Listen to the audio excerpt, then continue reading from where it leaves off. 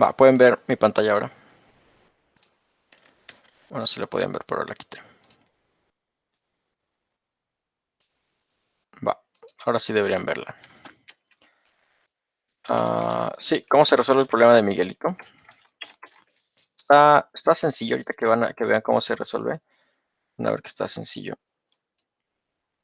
Entonces, a ver.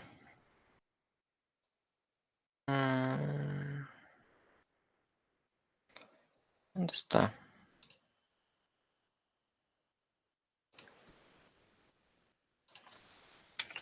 Sí, porque todos quedaron en 50 puntos, ¿no?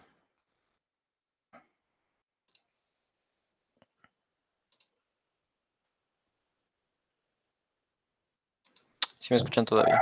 Sí, profe. Sí, creo que sí, todos quedamos en 50 puntos o por ahí. Va. Aquí me parece que Abigail sí lo completó. Es que él ya había visto la solución. Bueno, ya se la había compartido en el año pasado. Es que Abigail fue competidor el año pasado, no sé si sabían. Entonces, el año pasado durante el curso pues también vimos este problema. Y creo que él ya sabía cómo se solucionaba. Bueno. A ver. Sí, entonces a la n módulo m, ¿no? Fácil, pero los límites están muy grandes. Ajá. La solución que vimos un día fue hacer con aritmética modular, hacer simplemente sacar, bueno, ir acumulando el resultado y sacarle módulo inmediatamente y de tal forma que así solucionábamos el problema de que no cabía en un entero, ¿no? Pero sigue habiendo un problema de que si iteramos hasta n, que es la base, esto es 10 a la 18, ¿vale? Entonces 10 a la 18 es muchísimo todavía. O sea, un algoritmo lineal que va hasta 10 a la 18 es extremadamente lento para entrar en un segundo. En un segundo recuerden que podemos hacer a lo más 10 a la 8 operaciones. Entonces 10 a la 8 es menor que 10 a la 18. Entonces se tardaría muchísimo tiempo. Entonces, ¿cómo se resuelve este problema? Y aquí les va un tip. ¿Se acuerdan de la búsqueda binaria? ¿Cuál es la complejidad de la búsqueda binaria? Log de n. Va, log de n. ¿Por qué es log de n? Porque es como el máximo número de veces que tenemos que partir nuestro segmento hasta que quedemos con un elemento, ¿no? Ajá, porque, bueno, la complejidad de la búsqueda binaria es este logaritmo base 2 de n. ¿Qué significa eso del logaritmo base 2? O sea, es que cada vez se hace una operación utilizando ahí como la base el número 2, ¿no? Entonces, en el caso de los logaritmos, pues un logaritmo representa la potencia a la que tienes que elevar la base para que te dé el número que quieres o del que estás sacando el logaritmo. Pues, por ejemplo, si le sacáramos logaritmo al 64, base 2 es 6, porque 2 a la 6 es 64. Ajá.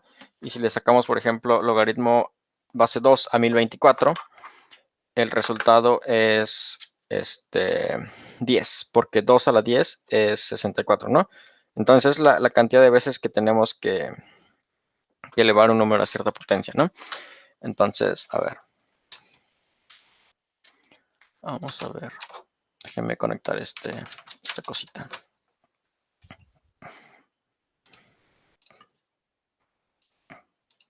Chale, ¿qué es esto?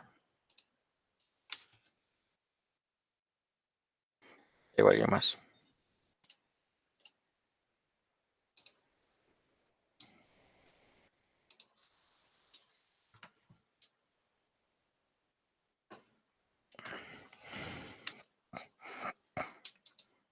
A ver, va. Entonces, vamos a ver. Sí, como les decía, cuando hacemos búsqueda binaria, tenemos un arreglo y lo vamos partiendo a la mitad y luego esta mitad la partimos otra vez a la mitad y así sucesivamente, ¿no? Entonces, si aquí empezamos con n, aquí tenemos n entre dos elementos y luego aquí tenemos n entre 2, digamos que entre 2 otra vez y luego así n entre 2, entre 2, entre 2, ¿no? Entonces, la cantidad de veces que vamos a partir el arreglo va a ir dependiendo de la potencia de, perdón, la cantidad de veces que podemos partir el arreglo depende mucho del tamaño, ¿no? De n. Porque si n empieza siendo 2, por ejemplo, al partirlo entre 2, el resultado es 1. Y al tener un elemento, pues ya acabamos porque es un simple elemento. Pero si empezáramos en 4, lo tenemos que partir entre 2 y eso nos da 2. Y luego 2 entre 2, eso es igual a 1. Entonces la cantidad de veces que tenemos que partir el arreglo, eso es el logaritmo, ¿no? El logaritmo base 2. Va. Aquí hay algo muy, muy interesante. Cuando ustedes vean un problema, cuyos límites van arriba de 10 a la 18, o incluso de 10 a la, ¿qué será? Bueno, no sé. Pero cuando vean un problema que tiene unos límites así súper grandes, donde por ejemplo n esto es igual a esto, es muy probable que, bueno, es obvio que el algoritmo que tienen que usar para resolverlo no es lineal. Entonces, lineal no es. Entonces, ¿qué podemos hacer? ¿Qué pasa si aplicamos un algoritmo? Bueno, ya sabemos que obviamente cuadrático tampoco puede ser, ¿no? Porque esos van a ser más lentos. Un algoritmo constante, pues obviamente sí puede ser. Pero llegar a un algoritmo constante requiere pues como de mucho análisis matemático y de encontrar por ahí si existe alguna propiedad o algo y que no en todos los problemas existe, ¿verdad? Este problema de Miguelito tiene una solución, por así decirlo, constante que les va a dar el resultado con tan solo hacer operaciones matemáticas sin ningún ciclo, pero eso requiere un análisis bastante complejo y que la verdad yo no estoy muy seguro de cómo hacerlo, pero ya, o sea, alguien que resolvió ese problema vi que usó una implementación así, una implementación matemática que tiene que ver con los módulos. ¿Por qué con los módulos? Porque si se dan cuenta, el módulo que estamos usando para este problema de Miguelito es 20. Eso quiere decir que solamente los números válidos del resultado van entre 0 y 19. Entonces hay algunas propiedades por ahí que se puede utilizar con los números para adivinar o como para estimar cuál va a ser el resultado, porque esos son los únicos números que pueden ser posibles para la respuesta. Va. Pero la solución que vamos a ver ahorita va a ser una solución logarítmica. ¿Vale? En específico va a ser una solución logarítmica base 2 de 10 a la 18. ¿Cuánto es el logaritmo base 2 de 10 a la 18? Vamos a ver. ¿Dónde está el logaritmo? Bueno, ese es el logaritmo natural. Este es el logaritmo. Ahí sí. 10 a la 18, les dije, ¿no? La 18 es igual a este numerote. Si le sacamos logaritmo, es 18. Pero es el logaritmo base 10. ¿Sale? Entonces, esto entre... Uy, no me gusta esa calculadora porque está como que difícil de expresarlo. Vamos a ver si aquí lo puedo hacer.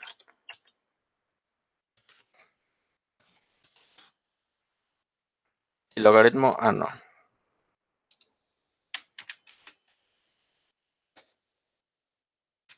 Logaritmo base 2 de 10 a la 18 es 59.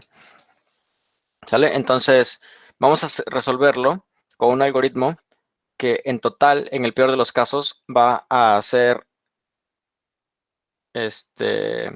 log de n operaciones, logaritmo base 2. Logaritmo base 2 de n operaciones, que si n es igual a 10 a la 18, esto sería equivalente a simplemente 60 operaciones, que es mucho menor que 10 a la 18, perdón, que 10 a la 8, y por lo tanto entra en un segundo, ¿vale?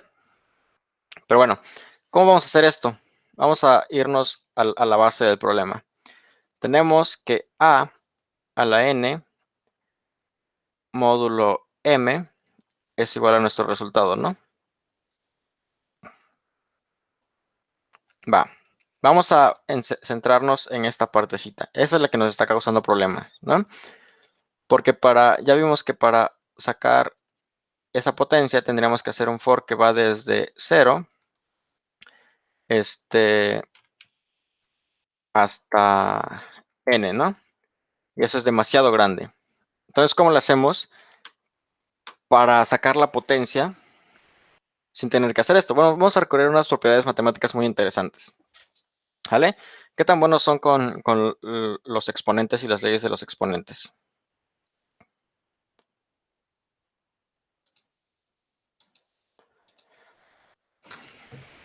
Pues bien, profe, bien. A ver, Dale, sí. vamos a ver si es cierto. ¿Cuánto es 5 al cuadrado multiplicado por 5 al cuadrado?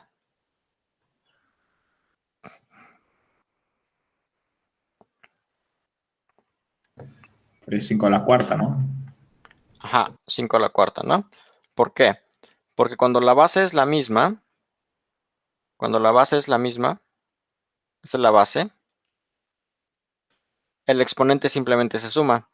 Entonces, lo que hacemos aquí prácticamente es decir que esto es exactamente lo mismo que decir 5,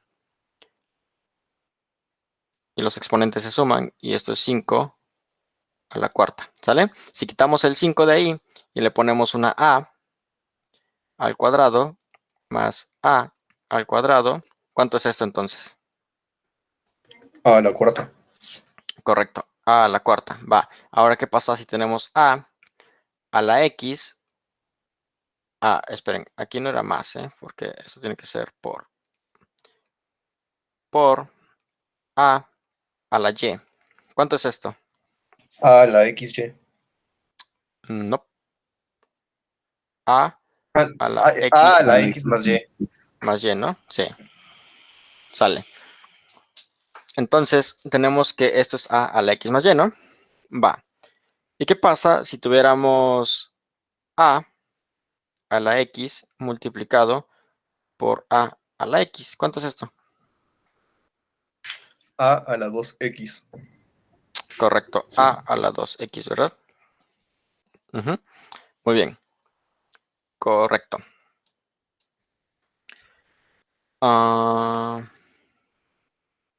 Ajá. Ahora bien,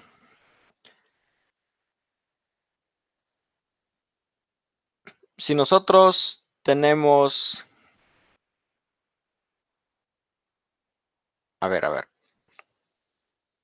Ok, bueno,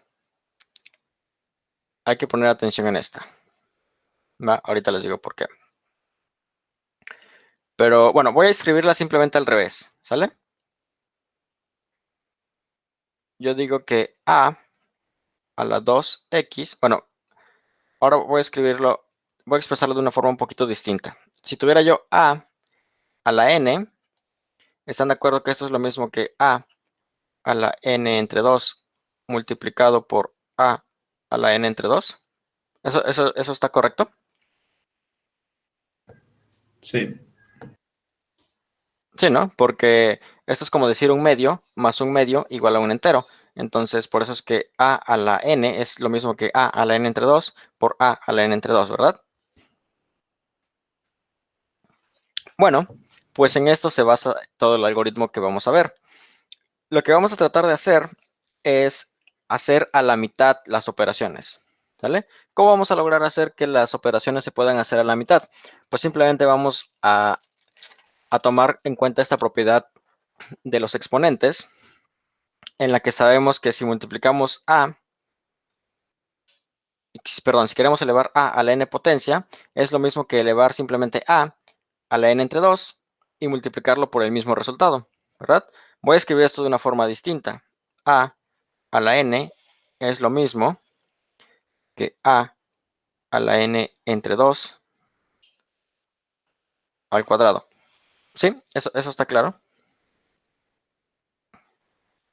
¿Sí? ¿O ya se confundieron Sí. en esta parte?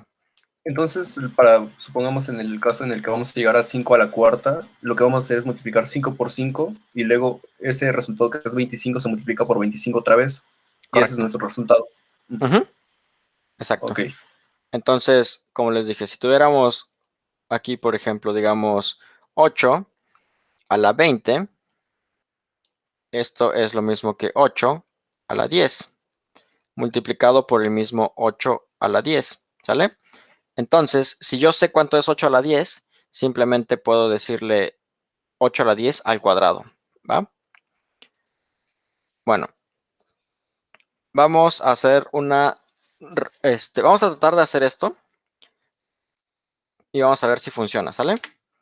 Entonces, miren, imaginemos que el problema nos dice que elevemos a la n, y aquí tenemos que a es igual a, ¿qué será? 2. Y n es igual a 8. ¿Vale? Vamos a empezar de lo más grande y vamos a irnos yendo hacia abajo. ¿Sale? Entonces, ¿cuánto es 2 a la 8? Es igual que 2 a la 4 multiplicado por 2 a la 4, ¿verdad? ¿Y cuánto es 2 a la 4? Es lo mismo que 2 al cuadrado multiplicado por 2 al cuadrado. ¿Sí? ¿Todo bien hasta aquí? ¿Y cuánto es 2 al cuadrado? Es lo mismo que 2 a la 1 multiplicado por 2 a la 1. ¿Y cuánto es 2 a la 1? 2. 2 a la 1 2. es 2, ¿no? Es el mismo número. Sale. Entonces ya sé que aquí este es un 2. Entonces esto va a regresar el 2 para acá. Perdón. Esto va a regresar un 2, ¿no? Regresa aquí un 2. Y entonces 2 por 2, 4, ¿verdad? Entonces esto regresa aquí un 4. Y entonces 4 por 4, 16. Entonces esto regresa un 16. Y 16 por 16, ¿cuánto es? 64, ¿verdad? ¿O sí? No, no es 64. A ver, 16 por 16. 256. 256, correcto. Entonces esto me va a regresar un 256, que es lo que debería ser 2 a la 8. Vamos a comprobar nada más que esto sea correcto. Y vamos a ver si tenemos 2 a la 8. Esto es exactamente 256. ¿Sí? Entonces, esto sí funciona, ¿verdad? Entonces, ¿se dan cuenta? ¿Ya se dieron cuenta qué estamos haciendo aquí? ¿Qué tipo de relación estamos creando? Estamos creando una relación recursiva, ¿verdad? Sí, sí, sí.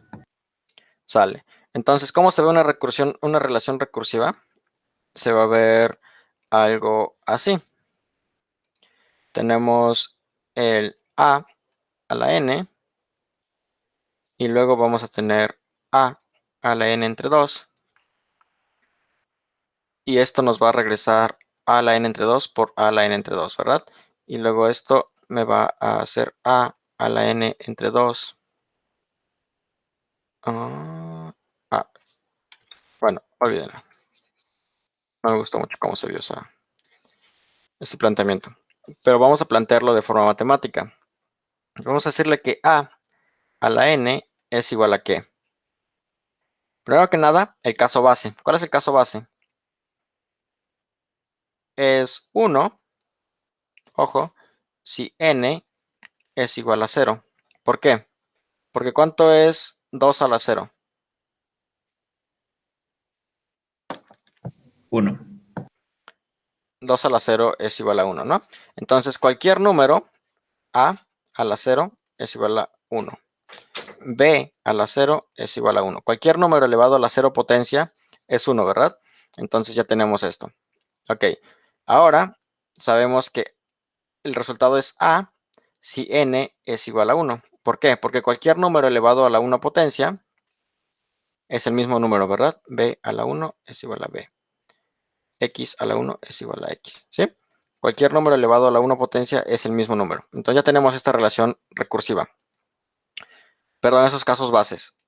Nos faltan algunos pasos recursivos. Como el que vimos aquí. El resultado va a ser a la n entre 2 multiplicado por a la n entre 2. ¿Cuándo?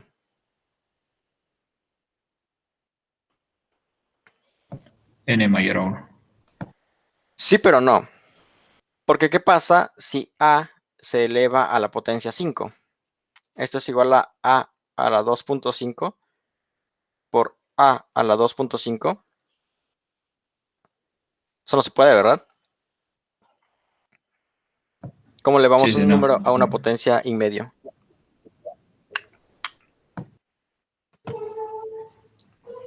Entonces, lo que tenemos que hacer aquí es decirle que solamente se puede hacer esto si n, ¿qué? Es par. Solamente si n es par. Pero ¿qué pasa si n es impar? ¿Qué hacemos? Bueno, ¿cuánto es a la 3 multiplicado por a la 1?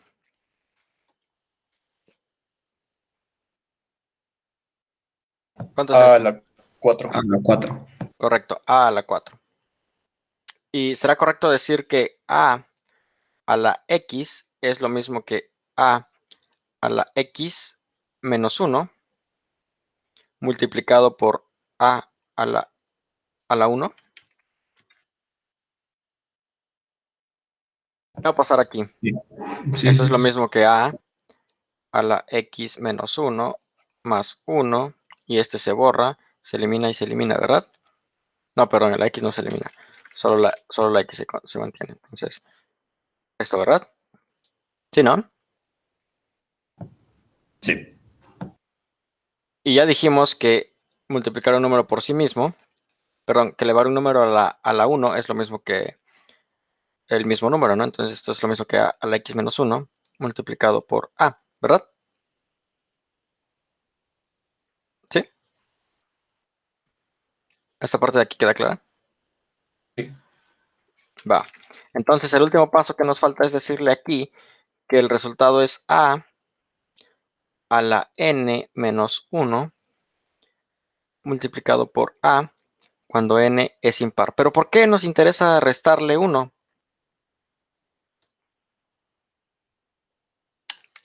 ¿Quién adivina? Para no modificar los valores. O sea, para que Mm, mm. se quede exactamente igual. Para volverlo par y que pues, pueda entrar a la otra opción, ¿no? Correcto. Lo que queremos es que se vuelva par. Nuestro objetivo es que n sea par. Ujú. En cuanto a n es par, ya la hicimos, porque se va a ir dividiendo y dividiendo entre 2. Y en algún momento, o sea, eso se va a hacer súper pequeño la cantidad de operaciones. ¿Sale? Entonces, pues ya está. Esa es toda la relación recursiva que necesitábamos. Vamos a implementarlo a ver si es cierto. ¿Qué es esto? ¿Qué es esto que acabamos de ver? Se llama exponenciación rápida. ¿Vale? Y de ahora en adelante debería ser la única que utilicen. ¿Vale? Cuando quieran elevar un número a una potencia, no utilicen POU, utilicen esta exponenciación rápida. ¿Sale? Porque POU no está lo suficientemente optimizado para hacer operaciones tan rápidas como esto. ¿Va? Entonces, voy a definir un nuevo tipo de datos. ¿Se acuerdan de esto? ¿O no lo hemos visto con Sí. ustedes? Sí, creo ¿Sí, que no? sí. Esto es simplemente para no tener que escribir long int a cada rato. Le digo que le asigno como un alias, ¿no? Entonces, a partir de ahora, i64 significa lo mismo que long int. Va. Pues defino mi función que me regresa un long int. Que se llama exponenciación. ¿Qué va a recibir? Va a recibir un parámetro, ¿verdad? Este parámetro va a ser un entero a. Un entero que va a ser la potencia. ¿Sale? Y mis casos base. ¿Cuál era el caso base? El primero. Si n es igual a 0, ¿qué regreso? 1. 1, ¿verdad? Si n es igual a 1, ¿qué regreso?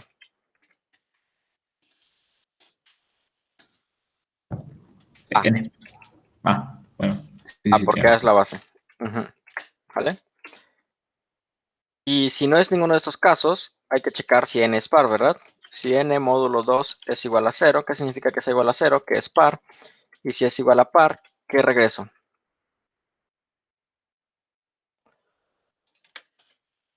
Voy a regresar entonces return de exponente, bueno, exponenciación de a elevado a la n entre 2, ¿verdad? Multiplicado, ¿por qué? Por, por A la N entre 2, ¿no? Por lo mismo, ¿no? Por esto, ¿verdad? Sí. Y si no, Si no es ninguno de esos casos, o sea, si es impar, ¿qué voy a regresar? Voy a regresar a la n-1 multiplicado por a, ¿verdad? ¿Todo bien hasta el momento? ¿Quién me dice qué error cometí?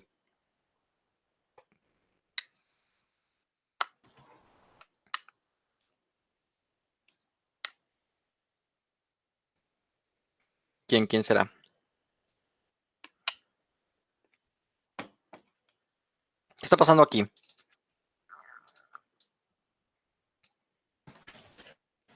Se está repitiendo la operación. Se tiene que Sí, ¿no? guardar el dato, ¿no? Esto es lo mismo que esto, ¿no? Entonces solamente me interesa calcularlo una vez. Entonces I64 resultado es igual a esto. Ajá. Y luego, ¿qué regreso entonces? El resultado multiplicado por el mismo resultado, ¿verdad? O lo que es lo mismo, elevar el resultado al cuadrado. ¿Sí?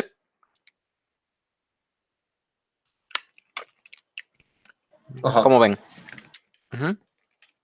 Sí, está bien.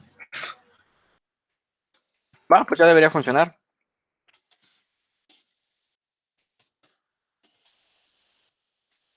Vamos a ver si es cierto.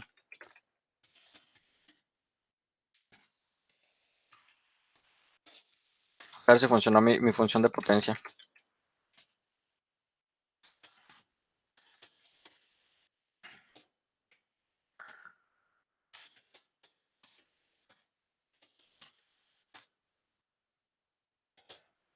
Entonces, 2 al cuadrado es 4, ¿verdad? 2 a la 5 es 32, ¿verdad? 6 a la, no sé, 10 es este número. Vamos a ver. 6 a la 10. Sí, sí funciona. ¿Cómo ven? ¿Está fácil este algoritmo?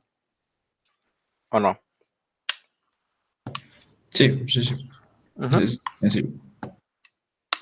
Y la cantidad de operaciones que hace es muy pequeña. Ujú. Si contamos las llamadas,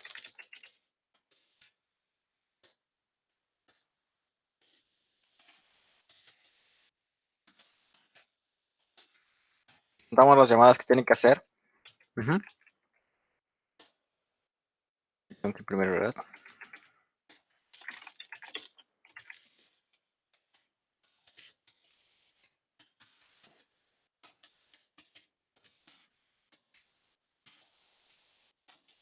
¿Cuántas hará?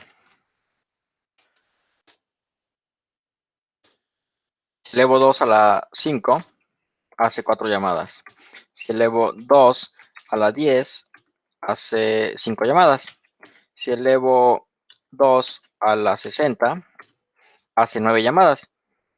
Si elevo 2 a la... ¿Cuánto era? 10 a la 18, ¿verdad? 10 a la 18. Este número grandísimo. Creo que ni lo puedo leer, ¿o sí? Ah, porque puse aquí este. Y 64.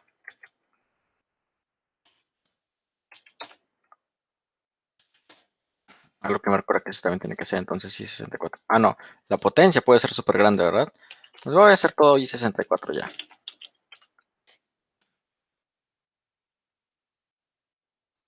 Entonces, vamos a ver cuánto es 2 a la... Este numerísimo. Obviamente, esto no entra en un entero, ¿verdad? Entonces se va a desbordar. Pero ¿cuántas llamadas hizo? ¿Qué es lo importante? 83. Ni siquiera es 100. ¿Esto entra dentro de un segundo? Por supuesto que sí. Ujú. Entonces, así se resuelve Miguelito. ¿Qué nos falta hacer para que nos dé 100 puntos? El módulo. ¿No? El módulo, ¿no? Entonces, vamos a declarar otra función que sea exponenciación modular, ¿vale? Y va a recibir un entero a, perdón, un i64a, un i64n y un int módulo, ¿no? El módulo está chiquitín. ¿Va? Y todo va a ser prácticamente lo mismo.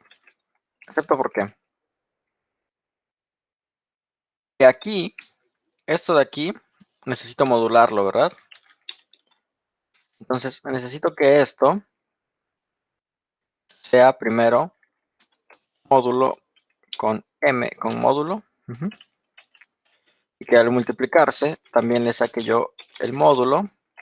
Y finalmente que a todo esto, ¿verdad? Le saque yo el módulo, ¿verdad? Y así ya está, ya tiene aritmética modular. Y también necesito que esto siempre va a estar modulado, lo que me regresa esto, ¿no? Pero igual, necesito hacerle módulo. Y al multiplicarlo por esto, necesito hacerle módulo. Y finalmente a todo esto, sacarle el módulo, ¿verdad? Y ya estuvo, eso es todo. ¿Cuál es el número? Oh, esto no es. Este. ¿Cuál es el número más grande que puede ser A? Es 2 a la 31. Entonces, sí necesito el módulo aquí también. Vale, pues ese es todo el algoritmo. Entonces vamos a leer ahora también el módulo. Y ahora voy a llamar a la exponenciación modular. Y le voy a decir que imprima n. Perdón, mod. Y esto es, este es el que está grandote. Entonces vamos a probarlo a ver si funciona. Me dio 5 y la respuesta es 5. ¿Vieron? ¿Cómo ven? Y 2 a la 3 módulo 20 es 8. ¿Ya? Así se resuelve Miguelito. ¿Cómo ven? Interesante.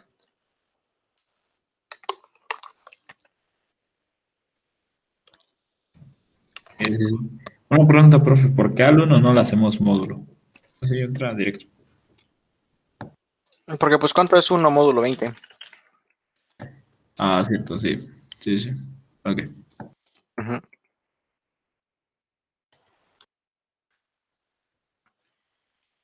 Y ya. Ahí se resuelve el problema de Miguelito. Nos quedan 16 minutos. Cosas importantes que podemos observar. Bueno, que antes que nada quería enseñarles esto de el Omega Up Ephemeral Grader. Lo pueden usar. No es necesario, pero si quieren, si lo quieren experimentar. O sea, prácticamente esto es para que si ustedes no tuvieran VS Code, aquí pudieran correr su código, ¿ves? Entonces pueden copiar este código literal y pegarlo aquí. Y luego aquí en la parte de casos, ustedes ponen la entrada. Entonces voy a poner esta. Ustedes ponen la entrada, pero también ustedes tienen que poner la salida. Entonces yo le voy a poner aquí un 8, ¿vale? Ese es el que se llama sample. Y luego aquí hay otro que se llama long. Pueden poner tantos casos como ustedes quieran. ¿Para qué nos sirve esto? Bueno, pues para no tener que escribir y escribir y escribir cada rato los casos, ¿no? Entonces esto nos sirve para eso, ¿vale? Y aquí la respuesta es el 5, ¿no? Entonces así yo ya guardé mis casos, ¿ya vieron? Y ahora le voy a dar correr. Ya está compilando el código, ejecutándolo, y aquí me va a decir si pasa mis casos de ejemplo o no. Entonces me dijo accepted, porque sí pasó mis casos de ejemplo, ¿sale? Pero es todo lo que hace. Ajá. Este sample.out lo tienen que poner ustedes y también el sample.in. No se los da Omega Up. ¿Qué pasa si quieren agregar un nuevo ejemplo? Creo que le pueden poner aquí, un caso 2, a ver. Sí, entonces aquí le pueden poner un caso distinto. ¿Vieron? Por ejemplo, 2 a la 5 módulo 20 y que el resultado sea 32. Y lo corren de nuevo. Ujú. Que dice que caso 2 falló. Ah, pues sí, tenía que ser el resultado 20, ¿verdad? Aquí en div, está chido, miren. Porque en div nos dice lo que nos dio el código que nosotros pusimos y lo que esperaba el programa. ¿Vale? Entonces aquí se cambió porque yo le puse 32, pero ese rato dice 32, ¿no? Ahorita la salida que espera es 20. Doy run. Ujú. No me acuerdo quién me preguntó, pero uno de ustedes me preguntó en el chat el otro día. Entonces, para eso es el ephemeral grader. ¿Va? ¿Cómo ven?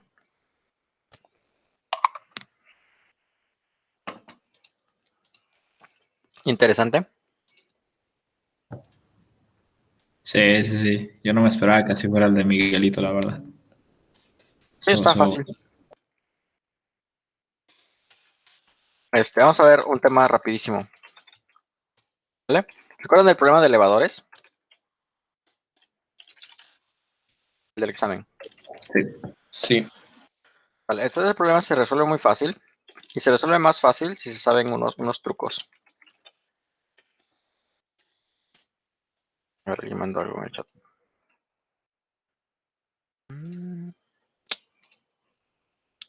Sí. Va.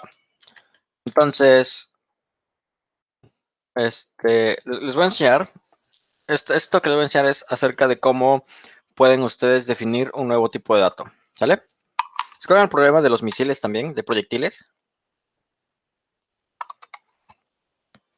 Vamos a empezar con ese.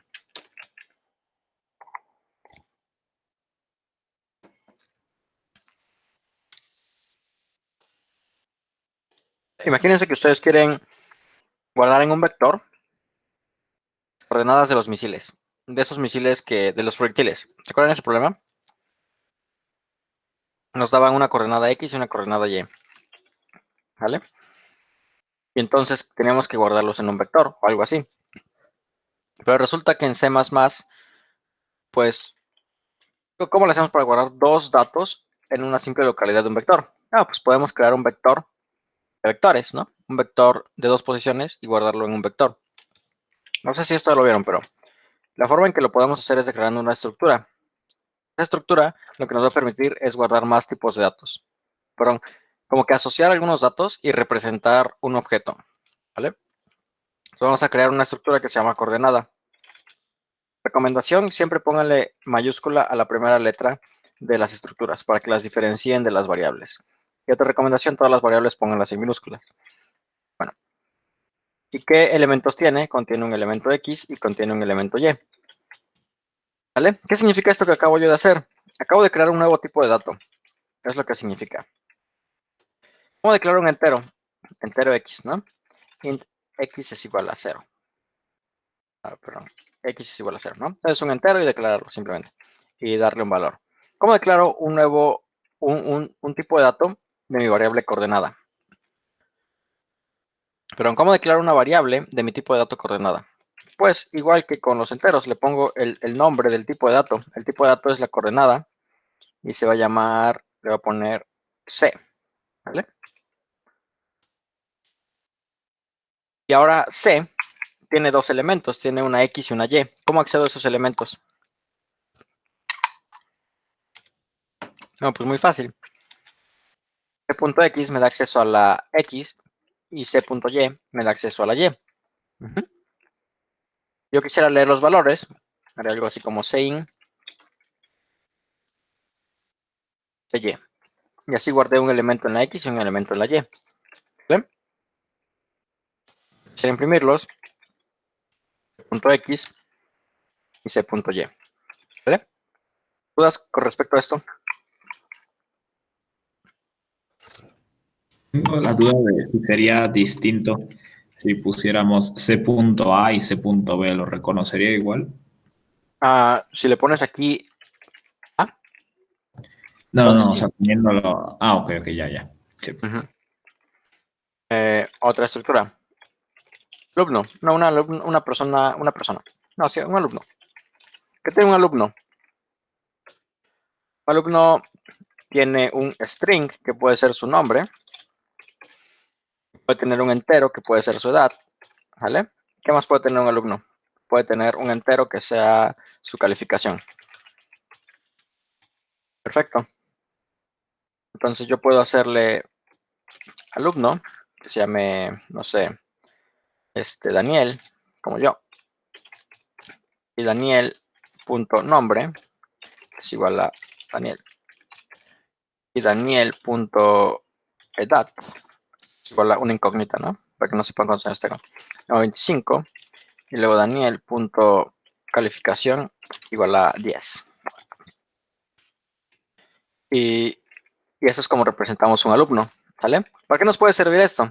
Imagínense que hay un problema en el que les dan el nombre de varios alumnos, su edad y su calificación, y ahora lo único que les piden es ordenarlos por orden alfabético, ¿sale? ¿Cómo lo hacemos?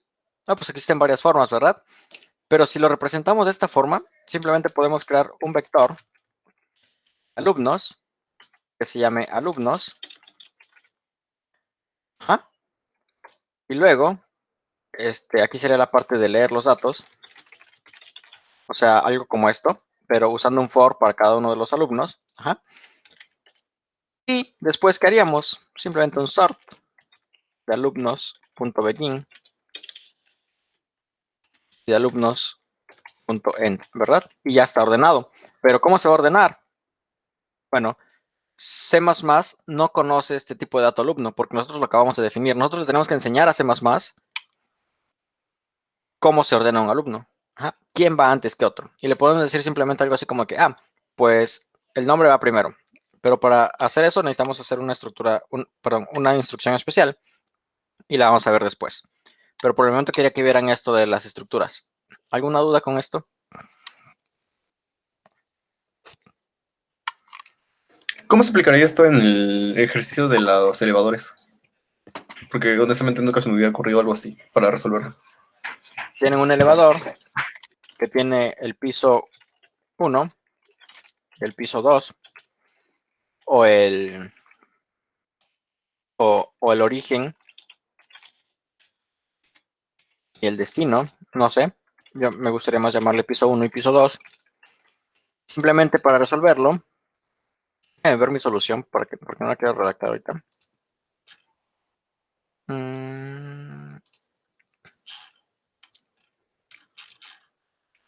A ver.